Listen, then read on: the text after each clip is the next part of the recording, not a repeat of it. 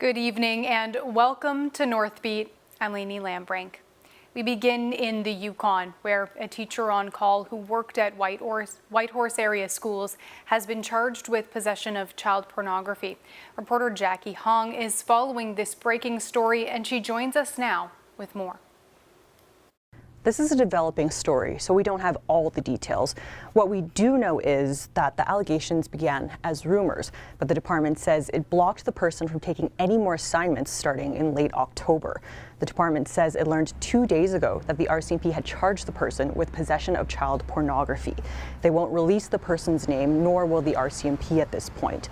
But what we do know is the person worked as a teacher on call at 10 schools in the Whitehorse area over the past 5 years. Those schools include F.H. Collins, the Individual Learning Center, Whitehorse Elementary, and Goldenhorn Elementary. The department says they've alerted principals and school councils about the situation. Again, we don't have the name of the accused or the specifics of the charges, but this is a story we're going to be continuing to follow. Jackie Hong, CBC News, Whitehorse. 4 people who kayaked the Northwest Passage and camped in Nunavut last summer are now facing a long list of charges. Parks Canada and Environment and Climate Change Canada say they're investigating what happened. Emma Tranter has the details. The group of 4 sea kayakers are facing dozens of charges for alleged offences that took place in Nunavut last summer, in Bylot Island Migratory Bird Sanctuary and in Surmullik National Park. Mark Agnew, Edward Hansen, Eileen Visser and Jeffrey West are charged under the Canada National Parks Act and the Migratory Birds Convention Act, which are both federal law. The Texas-based group, which call themselves the Arctic Cowboys, face several charges, including using public lands in a park contrary to the National Parks Act, possessing a firearm in a park and in a migratory bird sanctuary, disturbing wildlife in a park, unlawfully entering a park without registering, unlawfully entering a restricted area in a park, and camping on public land in a park. The group was arrested, interviewed, and released in Cambridge Bay in August last year. CBC could not reach the group for comment. Their first court date is scheduled for January 8th in Iqaluit. Emma Tranter, CBC News, Iqaluit. The Yukon government is creating an Arctic Security Advisory Council. Top of the agenda, improving infrastructure, mainly in the communities. Made up of defense and political policy experts, the council wants to identify what type of infrastructure is needed and where. It also hopes to attract investments in defense and says it will work with counterparts in Alaska and Yukon First Nations. Chair Ken Coates says when it comes to defense, the territory lags far behind other places like Alaska. This comes at a time when war continues to rage in the Middle East and Eastern Europe. Still, Coates says Yukoners are, right now, safe.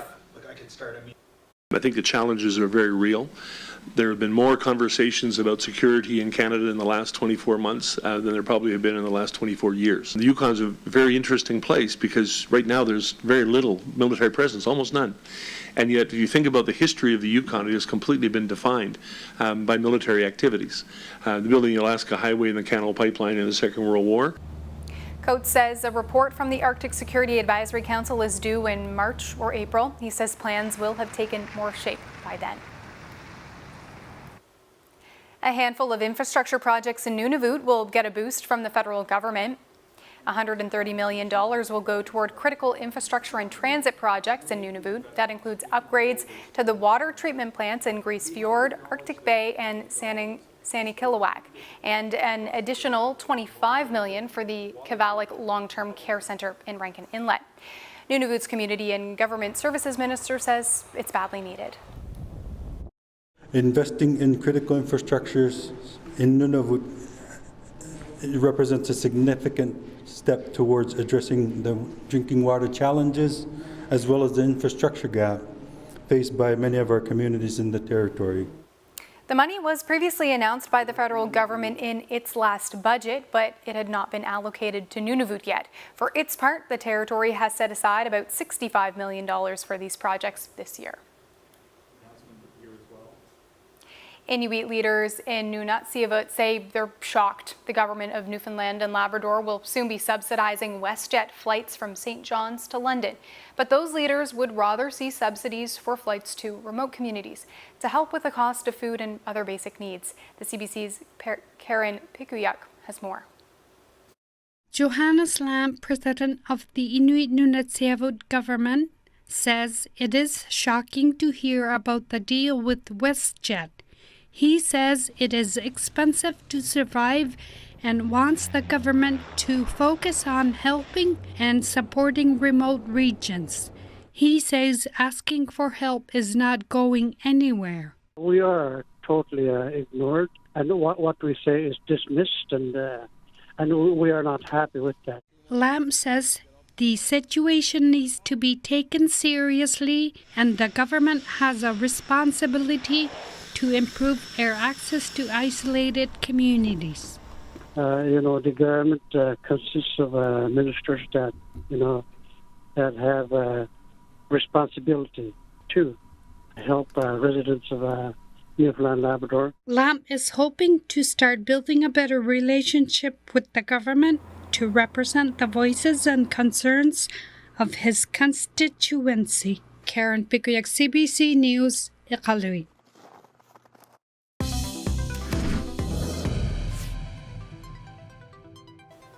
Hospital workers across the country are speaking out about a serious staffing crisis, and new data is shedding light on just how bad the problem is. Stress, exhaustion, and burnout have many considering a career change.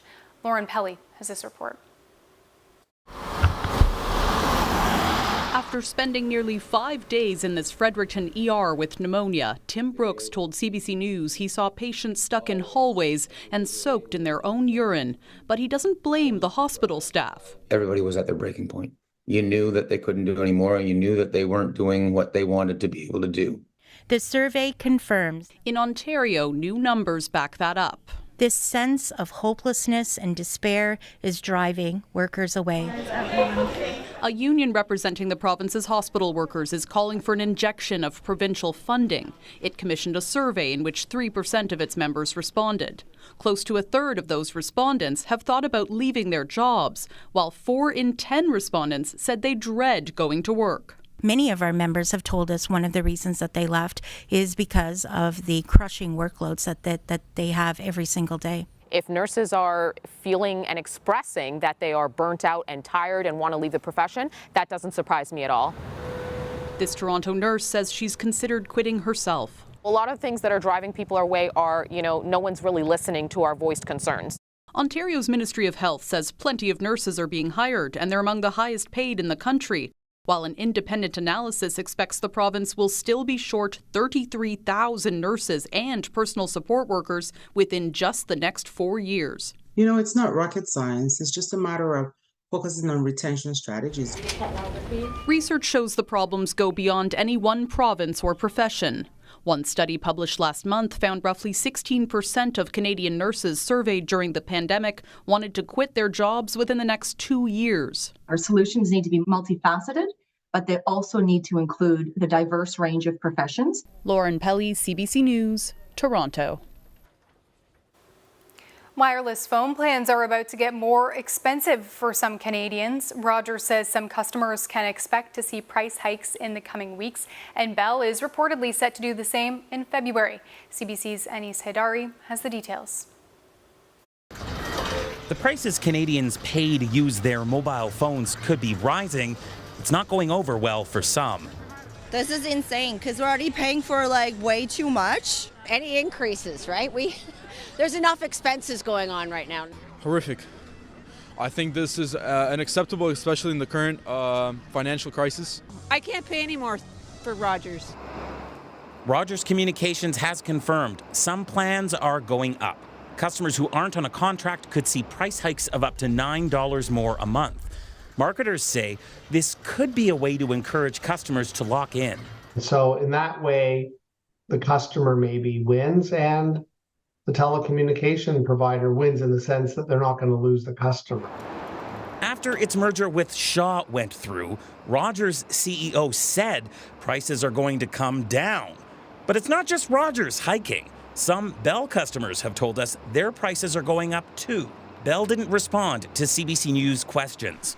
While Statistics Canada reports have said mobile service costs have dropped recently, Canadian mobile costs are sometimes ranked as pricier than other countries. It could be cheaper to go to the US, go to France, get a cell phone there, pay the roaming fee, have an international number in Canada, and that you would pay less after all or overall. So I think that reminds us that we need to do more or be able to think differently about what we're paying for and why we're paying for it. Rogers has pointed out that it's investing a lot in its networks and that it offers a low-cost $25 plan. But that low-cost plan is only available to some Canadians, such as those on social assistance programs. When the Rogers and Shaw merger was approved, the government said costs should come down or it would take action. But that deal did not appear to include anything to stop Rogers from charging some Canadians $9 extra each month. Anis Hidari, CBC News, Calgary. A hockey experiment is underway in Newfoundland and Labrador. The governing body has called off post-game handshakes to ward off post-game fights. Some people aren't happy with the move, though. The CBC's Terry Roberts has the story. It's a display of sportsmanship, rooted in tradition. But these handshakes are taking place before the game. After a ban on post-game glove taps in Newfoundland and Labrador that began in the new year. There are the events that start in the handshake and spill off the ice. Hockey NL says it had to make a change, that the number and severity of altercations during the post-game handshake were on the rise. So Hockey NL's minor council issued a surprising and controversial edict just before Christmas. And there's data to support that theory. According to Hockey NL, Newfoundland and Labrador ranks second across Canada when it comes to incidents, both on and off the ice. One event is too much in the handshake lineup for us, but the pattern of events and the intensity of those events when they do happen, the gravity of them, the ages we're seeing them at, are concerning. This hockey school owner says the post-game handshake is a breeding ground for trouble. I think it's going to take out a lot of the controversy. It's going to actually help out the referees. But there has been pushback, including from coaches and players at the World Juniors in Sweden. The Premier is asking Hockey NL to reconsider, asking for further explanation, and calling its decision disappointing. I was really shocked when I first saw the headline. This sports psychiatrist in Ontario agrees. To change that for a league or a small microcosm of sport because of bad behavior by a few, I think is setting an example in the wrong direction. Despite the debate, the pre-game handshake is the new reality for boys' leagues. Hockey NL says it will decide on a longer-term strategy after this season. Hockey leaders hope the change will maintain sportsmanship while reducing the number of post-game dust-ups involving players, coaches, and sometimes even parents. Terry Roberts, CBC News, Paradise, Newfoundland.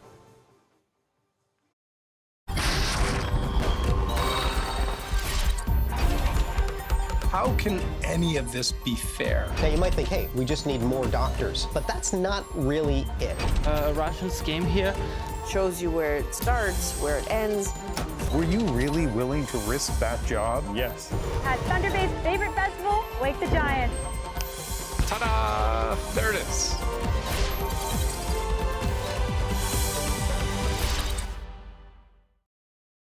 It doesn't matter how full of people your house is as long as it's full of love. Now today is not about the future. It's not about the past. It's about this moment. You can't go halfway with Swan Lake. There's a lot of stress. I love ballet, and sometimes it feels like it doesn't love me back. The stakes become very high. We're just trying to survive right now. Some people rise and some people don't. The Great Canadian Baking Show is back. And the winner is... Alan, no, it's too soon for that. How about now? Give me that. Okay, yeah, sure.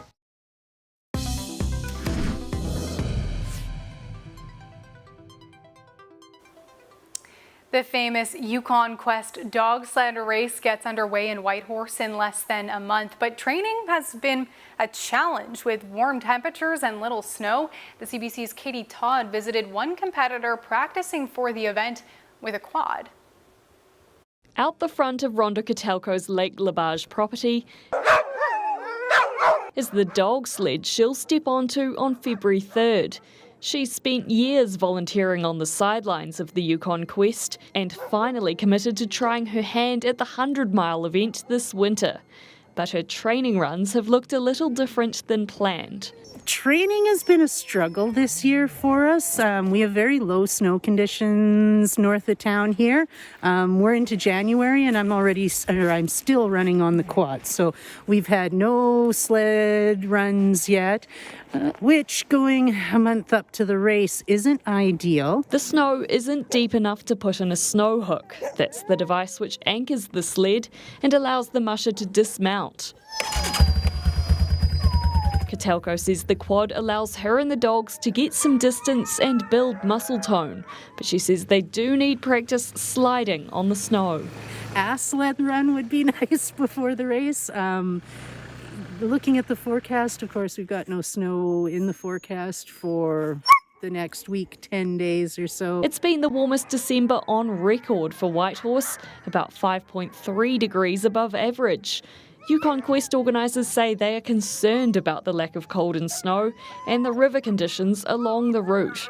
They're expecting a trail report next week, which will allow them to adjust their plans as required. Katie Todd, CBC News, Whitehorse.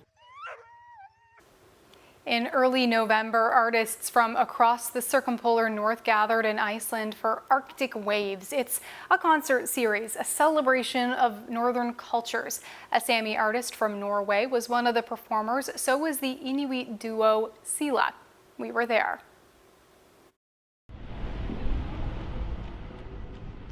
Joik is one of Europe's oldest vocal traditions, and it's the traditional Sami way of, I guess you could say, chanting in a way, or singing in a way. And the goal with yoiking is to portray what you are yoiking with your voice. And therefore you say that you don't yoik about someone, but you yoik someone. And so you can yoik a person, and you can yoik a place that has a special meaning to you, or a place you just came to. I'm gonna continue with this storytelling topic here. The next song is about, kind of hard to translate, but the bird of misfortune that keeps following this wanderer. Luckily, he's got his coffee that keeps him awake so that he can keep going. And this is the yoik.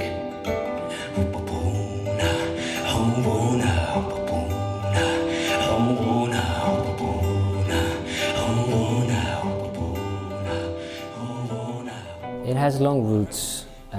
And before Christianity came and the colonizers came, then yoik was used by the Nuaidi, which can be translated to shaman in a way.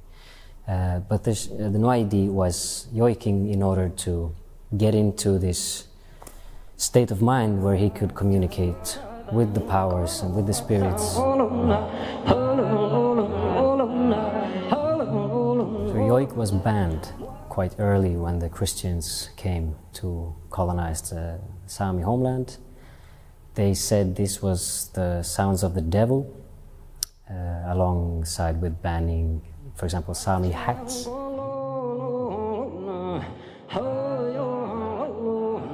In my area, in the coast, it's been almost gone for at least 100 years. So for me to start yoiking again, it's been many days where I had to investigate, go to old sources, and really just search for these old yoiks because it's been gone.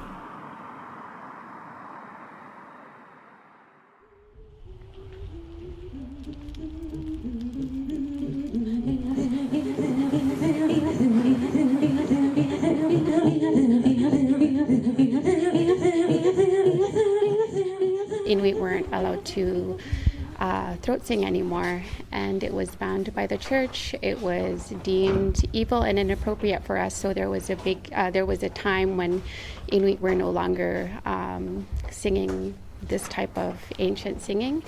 And one of the things that I love is the fact that it's coming back really strong right now, even with with that disconnection that we had.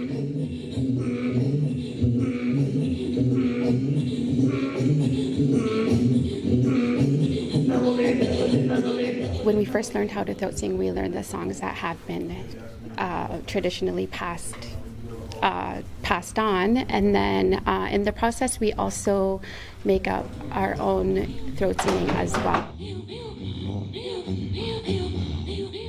We also like to mix throat singing with all kinds of music. We like to mix it with electronic music and even sort of like hip hop and like really upbeat music.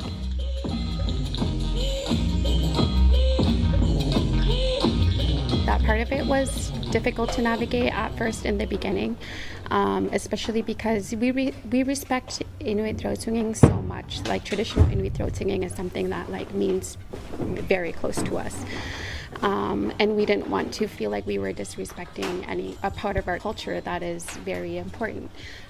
It did get easier over time. I think as an artist, we're just, like figuring things out, figuring out our sound, our place, our place in this.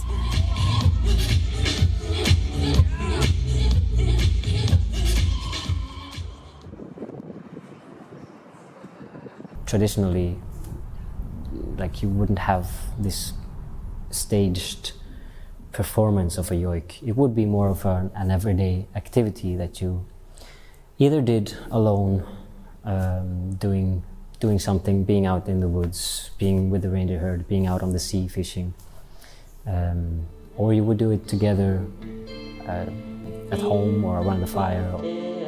Traditional yoik and modern yoik, it's a debate that we've had the last years, like how far can we take it until it's not yoik anymore. When you're using it with modern music, with rhythms and stuff, you have to adjust the rhythm of the yoik to the rhythm of the music. There's a compromise being made. And some people think that if you do that compromise, then it's no longer a yoik. But I find it interesting to investigate how far I can make the music meet the natural rhythm of the yoik. And I know there are several musicians that do that today, that like, how far can we stretch the music in the direction of the yoik instead of making the yoik stretching itself towards the rhythm of the music.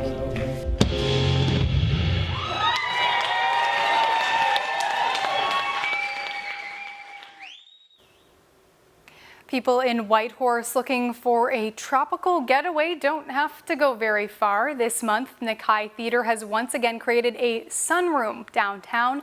It's part of the theatre company's Pivot Festival, and this week it's focused on kids. It's been amazing to see kids get to explore the space. This room is the old fire hall, but it's been transformed into sort of a tropical flower jungle. I hope they feel joy and a little bit of levity and calmness. My dad, Roy Ness, just finished his story, and Sharon Shorty, as Grandma Susie, is telling a story right now behind us. And there's even a unicorn here today. Wow, I love that. It's not like a cloth, it's like a full body. That's very cool. Yes, we call it a onesie. I want one like that. Claire, can you get me one of those? Yep. Yep, okay, get it on. Anyways, hello everybody, my name's GrandmaSusie.com. Welcome to the sunroom. It's the hottest room in Whitehorse right now. And I was thinking about, I grew up here, not far from here. There's one more day of kids events tomorrow at noon. There will be a drag reading and then a kids rave in the sunroom. The Pivot Festival runs all month. Nunavut's first baby of 2024 is here. The little one wasted no time claiming the title, arriving right on New Year's Day. Siobhan Kitiklila from Arviat gave birth to a girl named Hazik. The baby was born at Winnipeg Women's Hospital at 8:32 in the morning on January 1st. Hazik was due on Christmas Eve, but waited until the new year to make her arrival. Kitiklila says her mom predicted the baby would be born on New Year's Day. She says the family is excited to bring the baby back home to Arviat soon. And that is Northbeat for tonight. For news anytime, head to cbc.ca/north. We leave you with a look at the weather across the north. Thanks for watching. I'm Leanie Lambrink. Have a good night.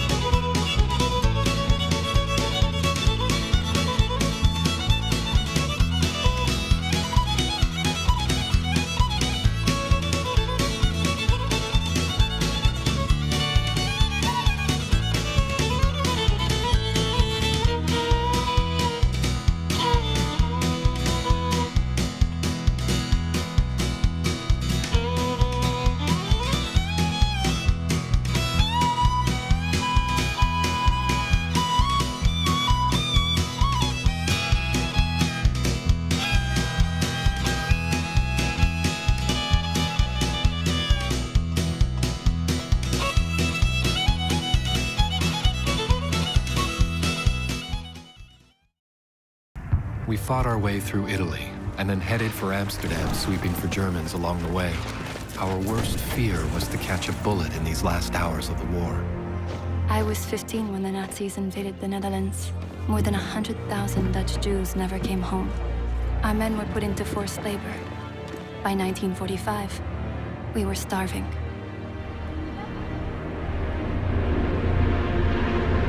The food drops gave us hope. And then the Canadians came. Before Amsterdam, I couldn't have explained why we were there, all those years away from home, but the Dutch showed us why it mattered. Papa wanted me to bring some soldiers home to thank them personally. And that's when I first saw Wilf. And I invited him over that afternoon. Marguerite Blaise married Lieutenant Wilf Gildersleeve. They moved to Vancouver, where they raised 8 children. Today, the Dutch still remember the Canadians who liberated them. Her particular skill set can be helpful to us. She's a con artist. Instead of using your talents for crime, you'll be playing on our team. I'm a cop. You're not a cop. You have a badge? Not yet. A gun? Soon. Not ever. I need to get off that boat and back to being a full-time detective, and you need to stay out of prison. The best way we do that is to keep our heads down and do as we're told. 90,000. 90,000. The department will cover it, right? No, they won't.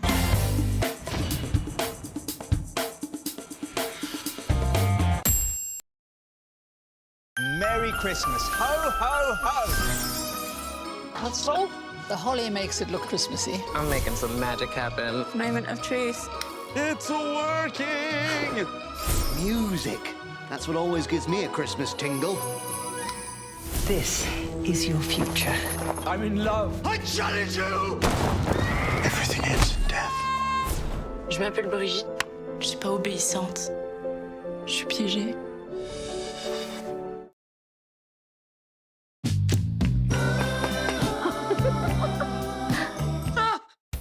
I was a grade 9.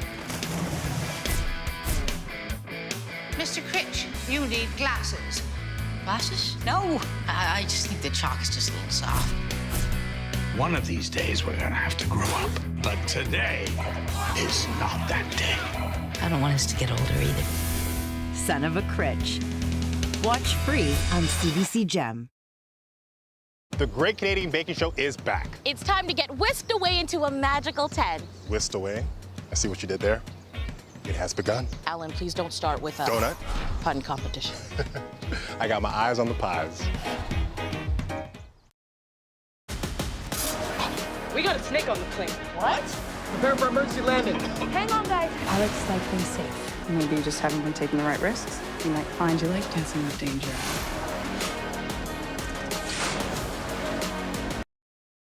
We are calling it iPhone. Why would anybody want a phone without a keyboard?